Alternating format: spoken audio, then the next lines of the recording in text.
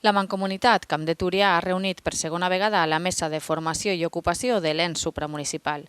Una cita que ha comptat amb la participació de més d'una desena d'entitats, com són la Conselleria d'Educació, prospectors de la Direcció General d'FP, la Fundació Laboral de la Construcció, el Centre de Formació de la Vora Paterna, l'Escola d'Adults de Llíria, el Centre de Formació TAME, l'IES L'Aurona de Llíria i l'Eliana, la Federació Valenciana de Municipis i Províncies, UGT, l'Institut d'Estudis Comarcals i l'ADL de Marines. Una reunió que ha servit per a donar compte de totes les accions que s'han dut a terme des que la taula es constituïra al març de l'any passat. Entre altres assumptes, s'ha posat en coneixement de les persones assistents les formacions i cursos que s'han desenvolupat en aquest últim any, així com els butlletins que s'han enviat amb tota la informació respecte a l'educació.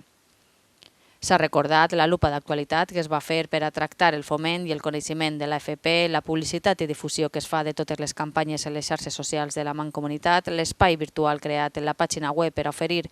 tots els recursos educatius existents i la posada en marxa de les aules d'emprenedoria en diferents instituts de la comarca.